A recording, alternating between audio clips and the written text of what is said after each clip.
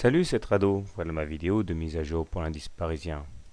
Séance plutôt décevante, j'imagine, pour les haussiers, puisque nous n'avons pas confirmé tous les éléments haussiers auxquels on a pu assister hier. En l'occurrence, on va zoomer un petit peu, eh bien, les cours réintègrent les Bollinger, même si en séance les cours sont parvenus à inscrire un nouveau plus haut, eh bien, en clôture, l'avantage n'est pas tenu et nous terminons donc à l'intérieur des Bollinger, ce qui n'est jamais une excellente chose.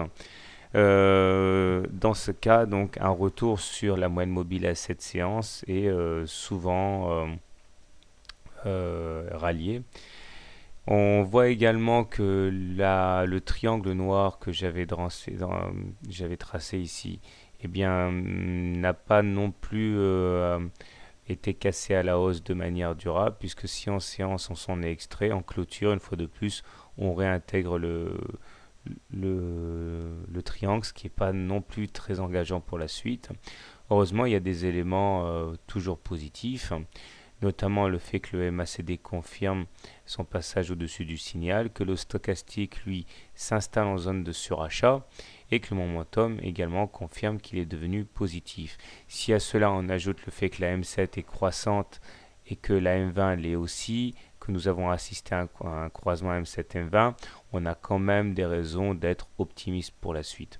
Surtout qu'en termes de trading, il y a un niveau qui est très important à surveiller, c'est lorsqu'il y a eu un Marubozu, le niveau médian, c'est-à-dire aux alentours de 3800 par là.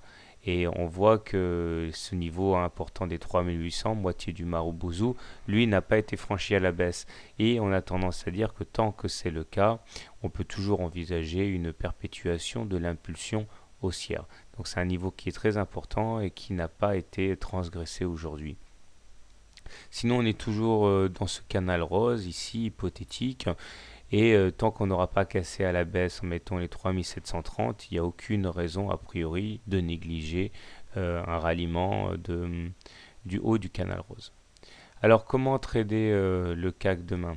Si vous êtes haussier sur le CAC, je pense que la chose la plus facile à faire est d'attendre un contact soit sur la moitié du Marubozu, là donc les 3800, et en cas de non franchissement à la baisse de cette zone, et bien acheter. Stop loss en cas de franchissement des 3800 à la baisse. Objectif, aller chercher le haut du triangle noir en intraday et pourquoi pas les 3860 qui correspondent au plus haut intermédiaire du 29 avril. Autre solution, on attend le pullback sur le drapeau marron ici, donc vers les 3785, qui correspondrait également à la moyenne mobile à cette séance. Ça peut être intéressant à acheter s'il y a toujours pareil un rebond sur ce niveau. Pour les baissiers, eh bien, deux solutions. Soit vous considérez qu'effectivement le triangle noir ici n'a pas été vaincu loin s'en faut et nous allons engager une nouvelle série de rotations, ou du moins une, qui pourrait nous emmener vers les 3400.